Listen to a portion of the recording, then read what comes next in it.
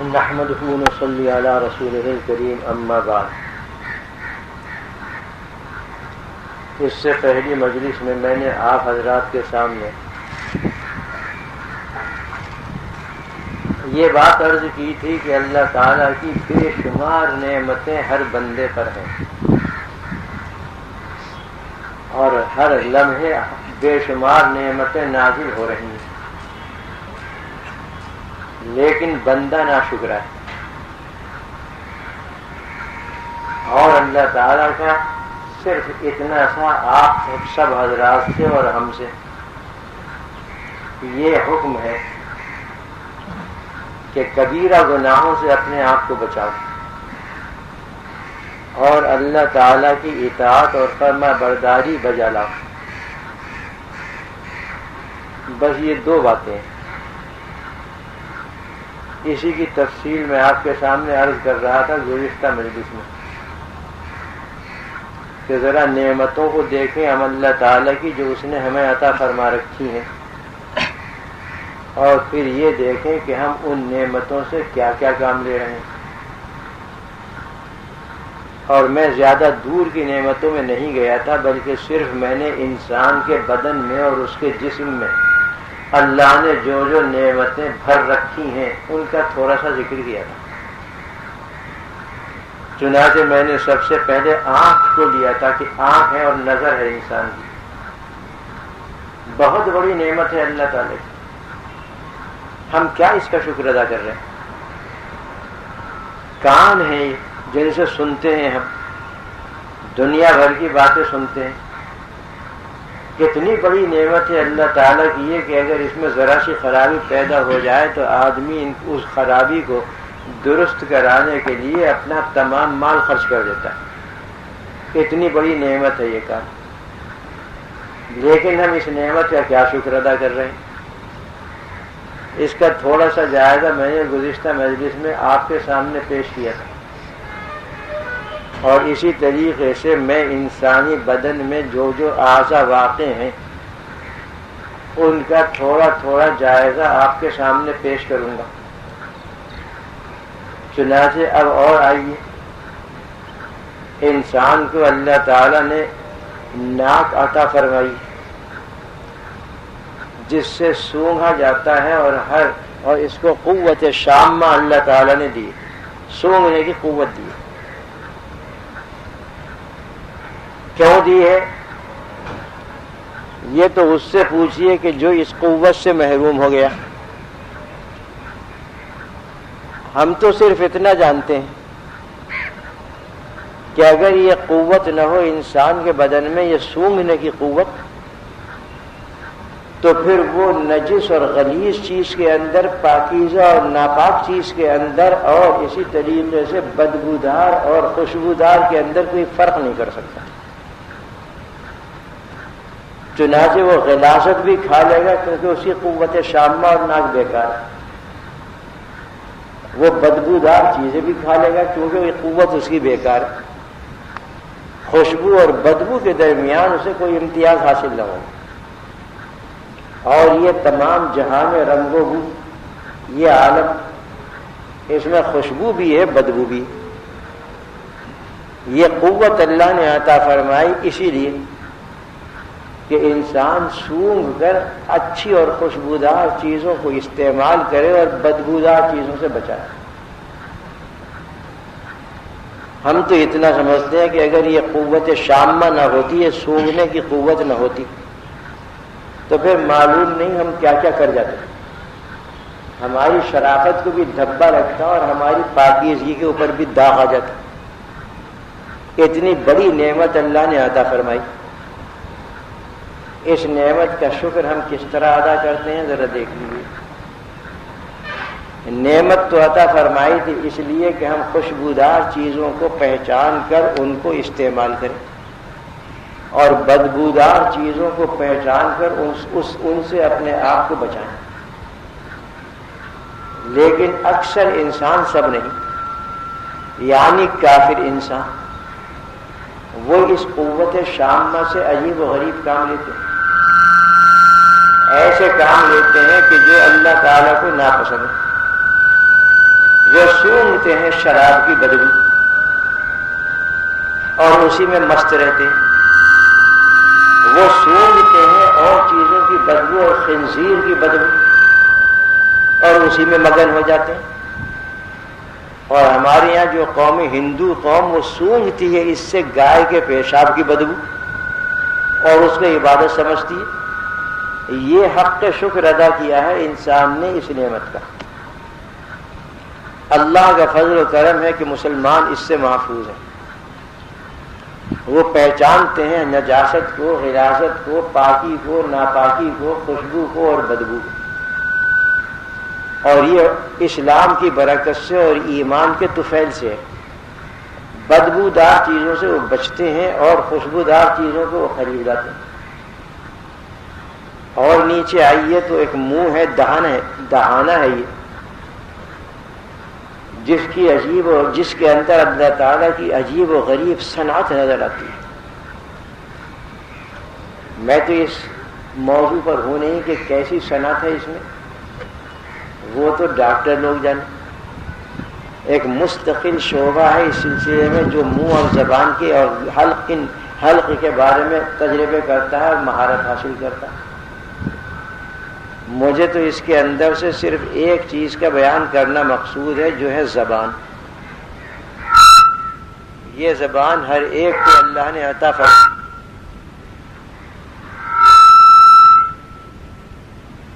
اور جس کو یہ زبان کی نعمت عطا نہیں کی گئی تو بڑا پریشان رہتا ہے. قوت گویائی جو اللہ نے ہمیں اور آپ کو بغیر مانگے مفت عطا فرمائی. نہ ہمارے ماں باپ نے اس کے لیے دعا کی تھی، نہ ہم نے دعا کی تھی، نہ کسی اور نے دعا کی تھی. محض اپنے فضل و کرم سے اللہ رب العزت نے قوت گویائی زبان کے ذریعے عطا فرمائی. یہ زبان جو 2 انچ کا گوشت کا ٹکڑا ہے تو 2 انچ کا صرف، لیکن یہ 2 دھاری تلوار ہے. اس کے ذریعے سے آدمی جنت میں بھی داخل ہو سکتا ہے اور اس کے بدولت آدمی جہنم میں بھی جا سکتا ہے. بہت بڑی نعمت ہی اللہ نے یہ نعمت عطا فرمائی ہم میں سے ہر ایک کو، یعنی مسلمانوں کو. کافروں کو تو دی ہے، انہیں تو آپ جانتے ہیں وہ کس چیز میں اس کو استعمال کرتے ہیں. میں تو اس وقت صرف ایمان والوں کے بارے میں عرض کر رہا ہوں کہ اللہ تعالیٰ نے یہ نعمت عطا فرمائی ہم میں سے ہر ایک کو، اور بڑی روانی اور تیزی کے ساتھ انسان بولنے پر قادر ہو گیا. وہی انسان کے جو اپنے بچپن میں پیدا ہونے کے بعد بھی قادر نہ تھا زبان کھولنے پر اور بولنے پر، بجز رونے دھونے کے اس کا اور کوئی کام نہ تھا. اگر اس کو کوئی حاجت پیش آتی، کوئی ضرورت پیش آئے تو وہ رو دیتا ہے، لیکن زبان سے کچھ نہیں کہہ سکتا.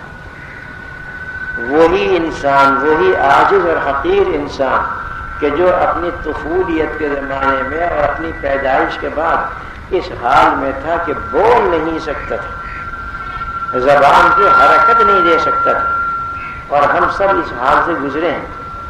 کچھ دنوں کے بعد دیکھ لیجئے کیسا فر فر فر فر بولتا چلا جاتا ہے، کیسی تیزی اور تراری کے ساتھ وہ گفتگو کرتا ہے. کتنی بڑی نعمت ہے یہ اللہ کی. اگر زبان نہ ہو، جیسے کہ گونگے کو زبان نہیں ہے، قوت گویائی اس کو حاصل نہیں ہے، تو اپنے مقصود کو ظاہر کرنے میں اور دوسرے کو بتانے میں بڑی الجھن پیش آتی ہے. اشاروں سے پھر بات ہوتی ہے، اشارے صحیح سمجھے نہ سمجھے وہ بات الگ ہے، لیکن اشاروں سے وہ اپنے مقصود کو ظاہر کرتا ہے. جبکہ زبان رکھنے والا، قوت گویائی رکھنے والا اس مقصود کو، اپنے مقصود کو ایک لمحے میں زبان سے بیان کر دیتا ہے.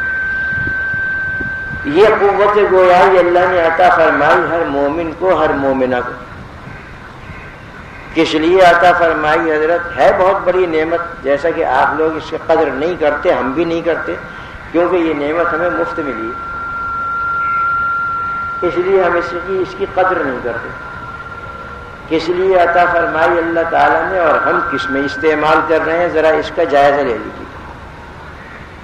معلوم ہو جائے گا اور واضح ہو جائے گی یہ بات کہ ہم جو کچھ بھی ان اعضاء سے کام لے رہے ہیں وہ سب اللہ کی مرضی کے اور اس کی خوشنودی کے خلاف ہے۔ ان نعمتوں کو جو ہم استعمال کر رہے ہیں وہ اللہ تعالیٰ کی مرضی کے خلاف استعمال کر رہے ہیں۔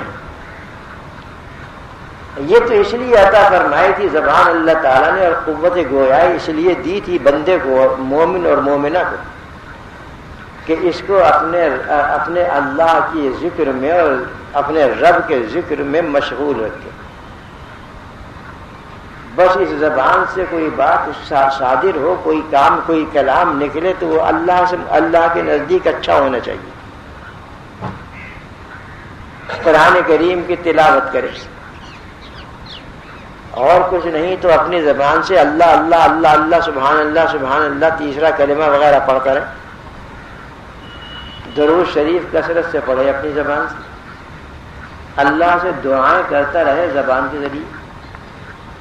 اور بہت سے اعمال ہیں اور بہت سے اقوال ہیں کہ جن کا تعلق زبان سے، اس زبان سے یہ کام لینا چاہیے، لیکن ہم نے اس زبان کو کس چیز میں استعمال کیا ذرا دیکھیے۔ ہم نے اسے استعمال کیا فضول گوئی میں، جسے ہم اپنی زبان میں یعنی عربی زبان میں عبث کہتے ہیں، عبث، فضول گوئی، بے فائدہ کلام، بیکار کی باتیں، اور استعمال کیا ہم نے اپنی اس زبان کو گناہوں میں، گناہ کبیرہ میں۔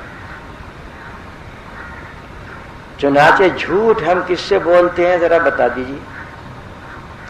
اسی زبان سے دروغ گوئی کرتے ہیں، جھوٹی قسمیں کھاتے ہیں، جھوٹ بولتے ہیں، جھوٹے وعدے کرتے ہیں اور جھوٹے کام کرتے ہیں۔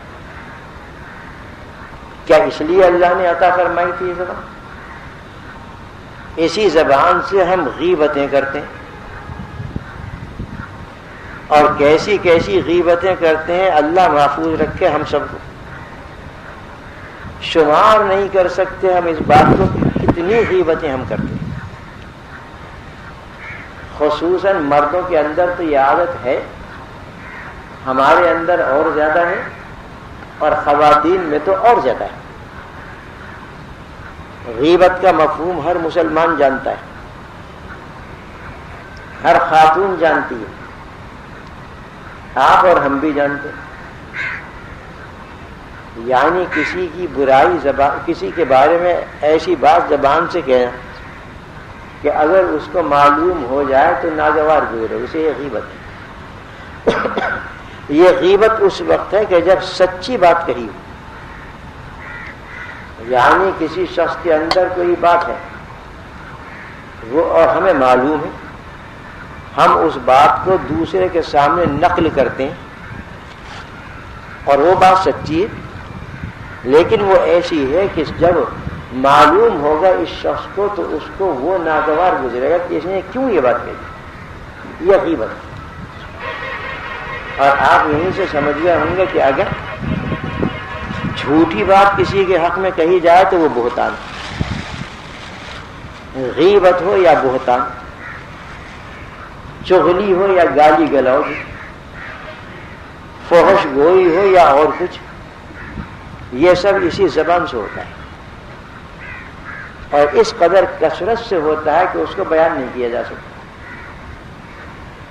آپ اگر جائزہ لیں، اگر ہم اپنا ہی جائزہ لیں، دنیا کو تو چھوڑ دیں، کیونکہ دوسروں کے بارے میں آخرت میں ہم سے سوال نہیں ہوگا۔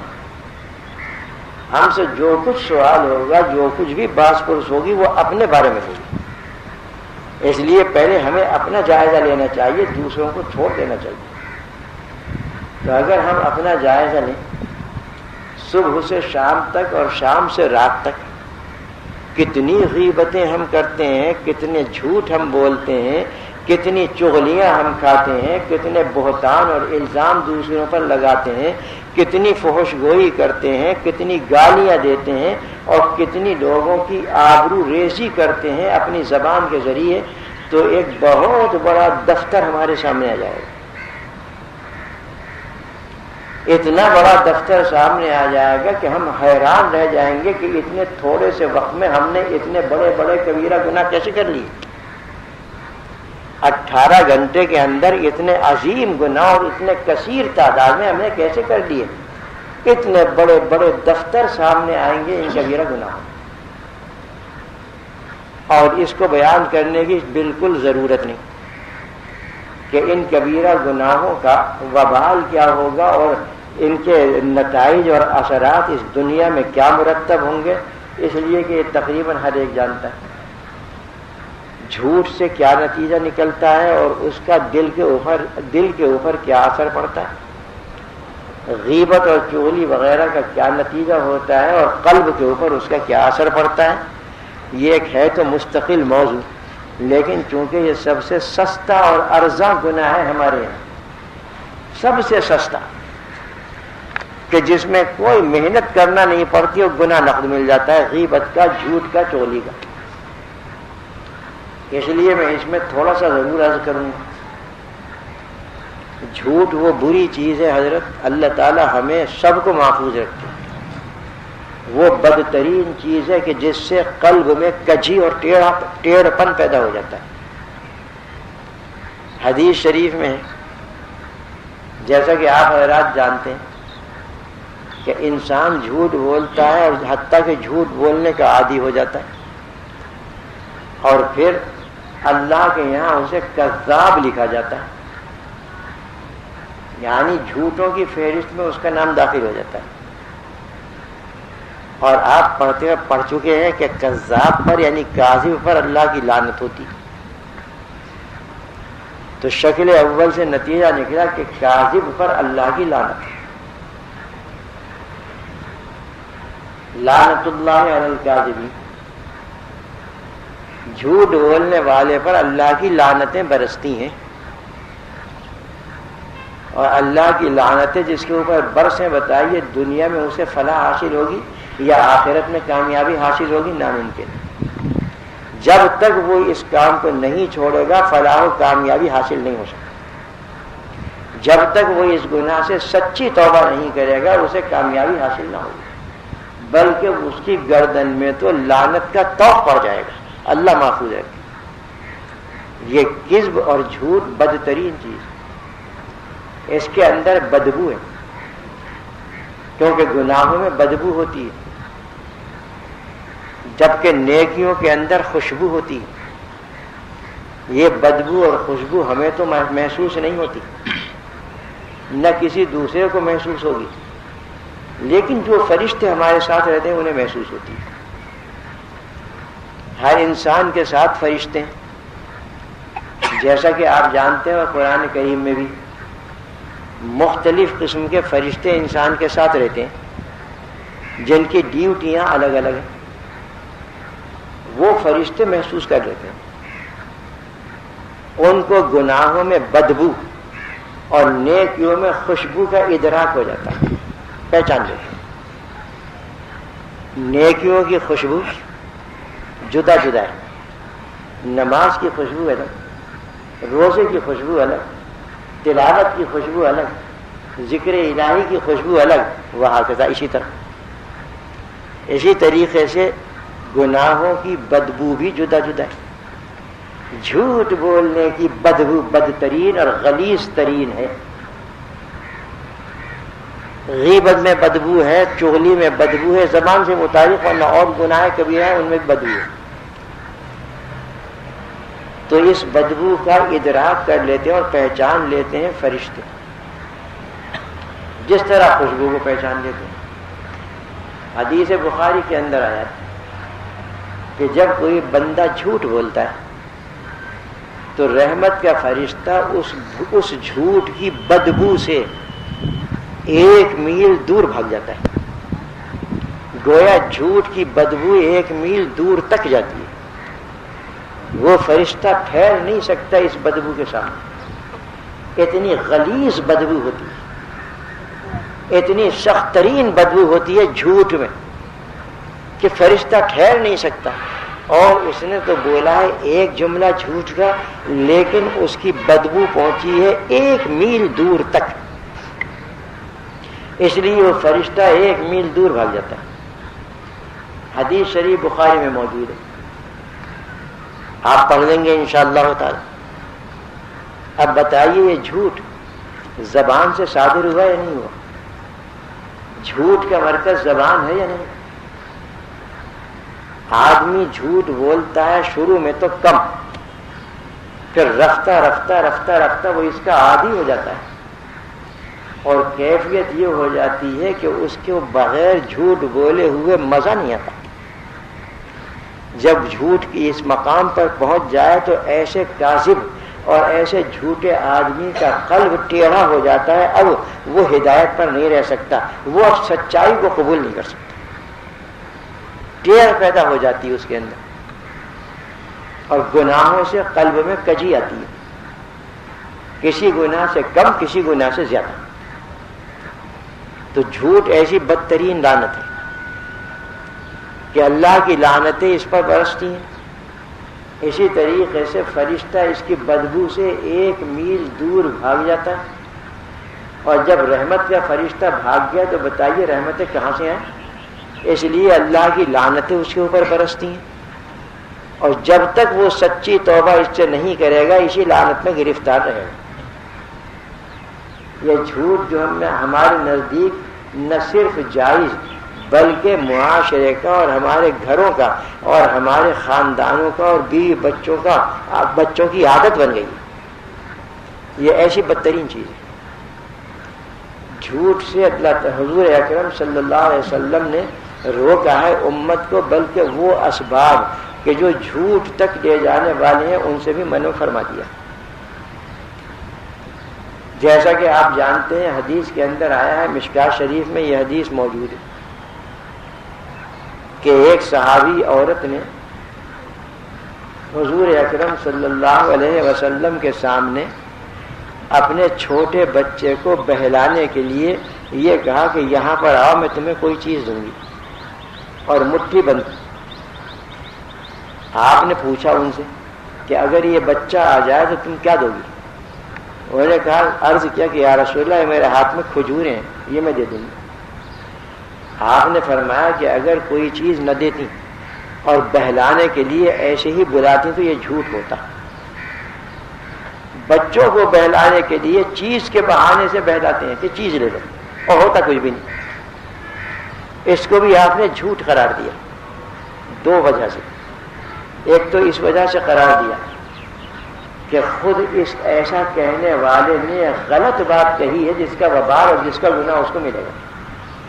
دوسرے اس وجہ سے کہ اس بچے کے اندر جھوٹ کی عادت پیدا ہو جائے گی. اگر اس پر عمل کیا جائے اور اس کو جائز قرار دے دیا جائے تو وہ بچہ تھوڑے دن میں خود جھوٹا ہو جائے گا. ہمارے بچے اسی وبال کے اندر مبتلا کہ ہم اور ہماری اور ان کی مائیں اسی طریقے سے ان کو بہلاتی پھسلاتی ہیں چیز کے بہانے سے، ہوتا کچھ نہیں. جب بچہ تو غیر ایسا شعور نہیں رکھتا، بچہ دیکھتا ہے کہ ماں جھوٹ بول رہی ہے، بچہ سمجھتا ہے کہ باپ جھوٹ بول رہا ہے، لہذا اس کے ذہن میں فوراً آ جاتا ہے کہ جھوٹ بولنا کوئی گناہ نہیں، کوئی عیب نہیں. وہ بھی جھوٹ بولنا شروع کر دیتا ہے، حتیٰ کہ اس کی عادت بن جاتی اور بچہ بگڑ جاتا. حالانکہ جھوٹ اتنی بدترین چیز ہے، ہم اپنے لیے بھی ہلاکت کا سامان پیدا کر رہے ہیں اور اپنے بچوں کے لیے بھی کر رہے ہیں. یہ زبان ہے، جھوٹ اس سے صادر ہوا تو یہ چیز سامنے آئی. اس کا جھوٹ کا ذرا سا وبال میں نے آپ کو بتایا. ذرا غیبت پر آئی. غیبت کا مطلب ابھی میں نے بیان کر دیا. یہ ہماری مجلسوں کی رونق ہے. ہماری جس محفل میں اور جس مجلس میں غیبت نہ ہو، دوسرے کا ذکر نہ ہو، اور وہ ذکر بھی برائی کا ذکر نہ ہو جو الزام اور بہتان ہے، اس وقت تک ہماری محفلیں اور مجلسیں بے رونق رہتی ہیں. ہم یہ سمجھتے ہیں کہ مجلس کوئی رنگین مجلس نہیں ہوئی ہماری، زینت والی مجلس نہیں ہوئی. یہ گناہ بھی اس قدر تیزی کے ساتھ ہمارے معاشرے میں داخل ہوا کہ اس سے اکثر عورتیں محفوظ نہیں، اکثر و بیشتر مرد محفوظ ہیں. اور کچھ نہیں تو تبصرے کرنے کے لیے سیاسی لیڈر سامنے آ جاتے ہیں، غیبتیں ان کی ہوتی ہیں. کیا یہ غیبت نہیں ہے؟ آپ بتائیے. سیاسی لیڈروں پر تبصرے شروع ہو جاتے ہیں، کیسی کیسی ہم بدتمیزی کے طوفان ان کے حق میں ظاہر کرتے ہیں اور اپنی زبان سے نکالتے ہیں. ایک طوفان بدتمیزی ہوتا ہے، اس میں ہم یہ بھی نہیں دیکھتے اس غیبت کے اندر کہ آیا ہم حق کہہ رہے ہیں یا باطل بات کہہ رہے ہیں، سچی بات کہہ رہے ہیں یا جھوٹی بات کہہ رہے ہیں، بہتان تراشی کے اندر ہم ہیں یا غیبت کے اندر.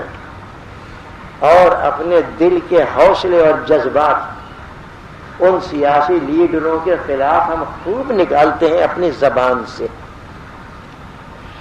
ذرا خیال کیجیے، ایک زمانہ وہ تھا یہاں ہمارے ملک میں کہ ایک مخصوص لیڈر تھے، ان کی بہت برائیاں ہوتی تھیں، بہت برائیاں، جدھر جاؤ برائیاں، جدھر جاؤ برائیاں.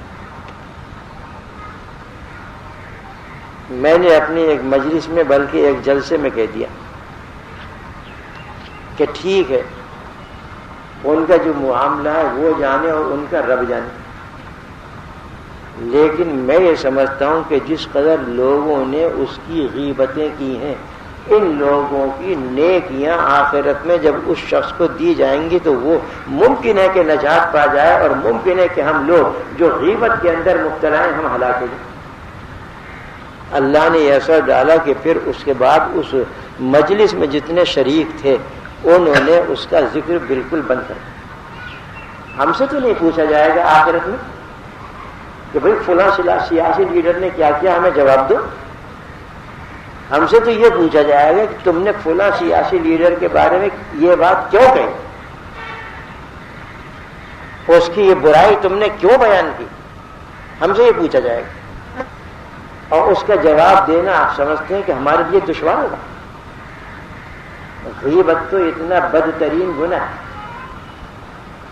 کہ اگر اس شخص کو معلوم ہو جائے کہ فلاں نے میری غیبت کی تھی تو اب یہ غیبت کرنے والا لاکھ توبہ کرتا رہے، وہ توبہ اس کی قبول نہ ہوگی جب تک کہ وہی معاف نہ کرے جس کی غیبت کی.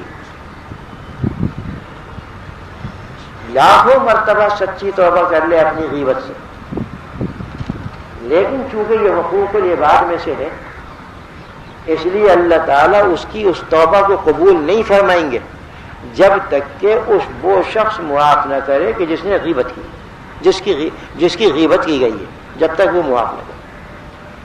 اگر وہ زندہ ہے تو اب جاؤ اس سے جا کر غیبت کی معافی طلب کرو.